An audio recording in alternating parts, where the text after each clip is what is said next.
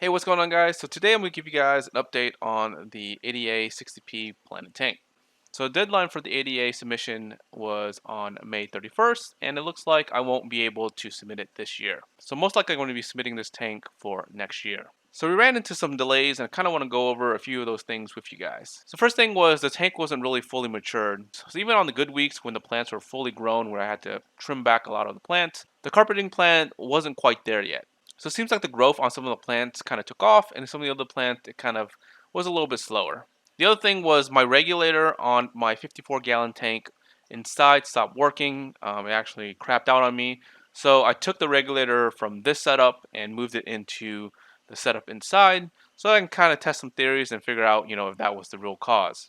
And because of this, the tank kind of just sat without running CO2 for about 30 weeks. So the plants kind of went from like a high-tech setup to kind of a low-tech setup with high light. And because we're running high light and no CO2 for a while, the algae kind of took off and, bloomed a lot in the tank.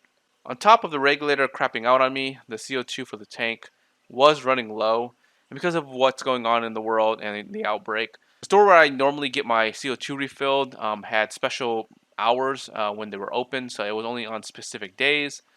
So there was kind of another week delay before I actually got CO2. So let's talk a little bit about the tank. As you can see, the fish and the shrimp decided to move a lot of the substrate into the stand area, so I'm going to have to eventually clean that up. But I'm probably going to push this off or delay this until the tank is closer to maturing and where I'm actually getting ready to take the photos, where I'll actually pick these up and move them. Just because I feel like even if I move them right now or the next week or whatever, the fish is going to end up just picking and moving some of the substrate into the sand area again anyways.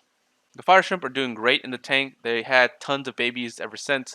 As you can see, a lot more shrimp are kind of filling up in the tank. And as I'm getting more and more babies in the tank, I'm actually taking them and putting them into the other tank and letting them kind of colonize and breed and the gene pool to be a lot stronger. And eventually, like I mentioned on my previous video, I'll probably do selective breeding on the painted fire shrimps. Along with the shrimp, I only have two other species of fish in here, one being the celestial pearl danios. And as you can see, they are enjoying the setup. They're kind of running in and out of the driftwood, chasing each other, eating, food as it drops from the top, and just really coming out and being less shy because they kind of know that they have the tank all to themselves, and they don't have any other bigger fish or anything like that that would bother them.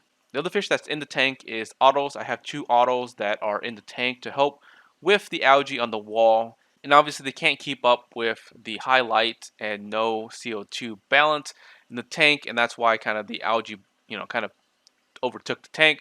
But when the tank's kind of balanced, the autos are doing a fairly decent job at keeping the algae kind of low and manageable. Now looking at the plants are doing fairly well.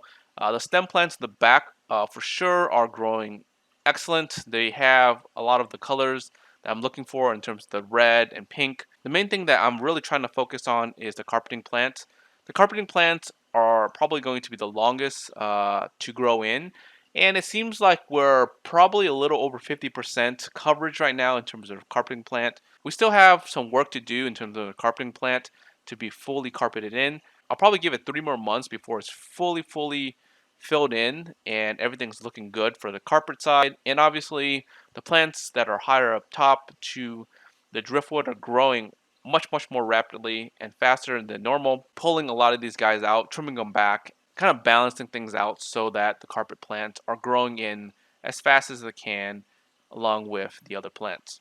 Alright guys, and that is the update for the week. If you guys enjoyed this video, make sure you guys hit the like button, hit the subscribe, hit the bell notification, and like always, until next time guys, peace.